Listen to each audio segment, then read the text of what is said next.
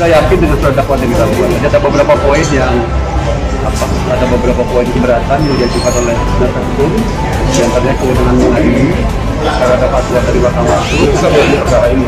Kami menilai yang dikurang kesempatan perhatian adalah Negeri Jombang.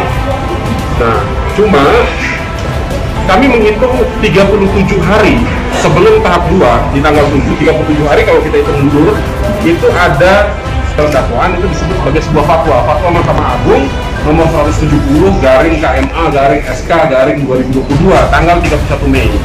Dinyatakan bahwa persidangan ini harus dilaksanakan di Surabaya sesuai dengan ketentuan dalam KUHP di pasal 85 yang mengajukan permohonan itu hanya 2 yang memiliki legal standing. 1, Ketua Pengadilan Negeri, yang kedua Kepala Kejaksaan Negeri.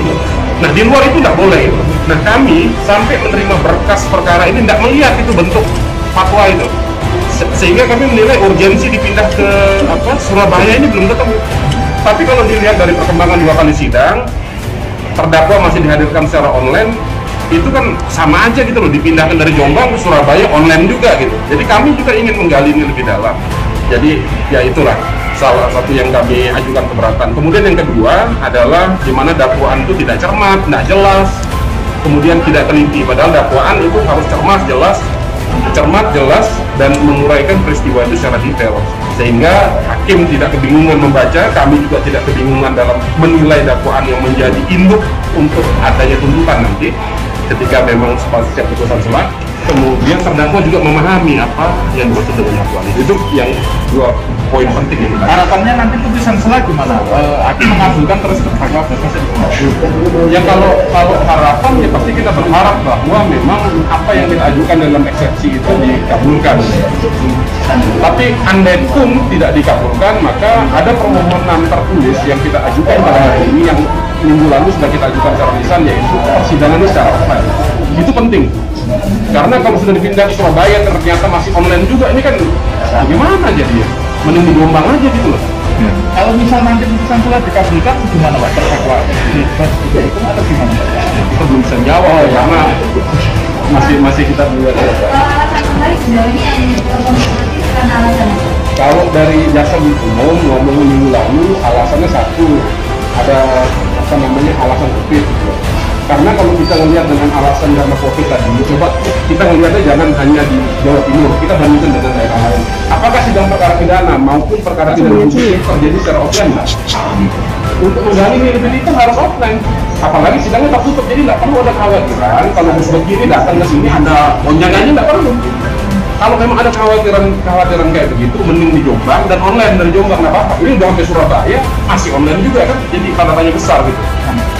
Dakwaan yang kurang cermat misalnya beberapa poin Ada uraian terkait masalah peristiwa, di mana peristiwanya itu loncat-loncat. Ada peristiwa di tanggal 7 dijelaskan dalam dakwaan itu jam 10, kemudian dia loncat ke jam 11. Dia cerita dari jam 11 itu Gus Beki itu memberikan pengarahan selama 4 jam. Tapi uraian peristiwa 4 jam itu hilang gitu.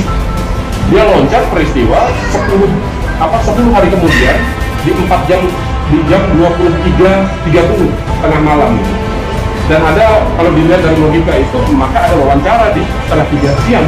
Nah, jadi kita dalam memahami dakwaan itu agak bingungan jadinya, karena tidak cermat, tidak jelas dan tidak detail dalam mereka. Negeri Surabaya, kami nilai bahwa tidak memiliki kewenangan untuk memeriksa dan mengadili perkara. Harusnya yang memeriksa mengadili perkara ini adalah Pengadilan Negeri Jombang. Itu, dan kalau sisanya adalah uraian di mana jaksa dalam memutuskan dakwaan itu tidak cermat, tidak jelas, jadi orang bingung. Kita bingung, terdakwa juga bingung gitu. Padahal standar membuat dakwaan itu harus cermat, jelas, uraian peristiwanya harus jelas.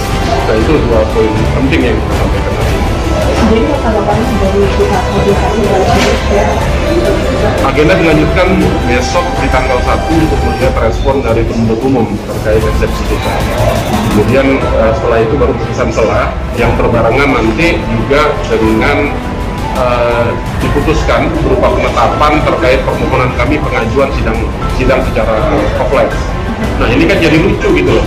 Kalau ternyata dari Jombang dipindah ke Surabaya dalam posisi yang konon katanya tidak stabil secara keamanan di Jombang, dipindah ke Surabaya, tapi di Surabaya ternyata masih dibuat juga secara online.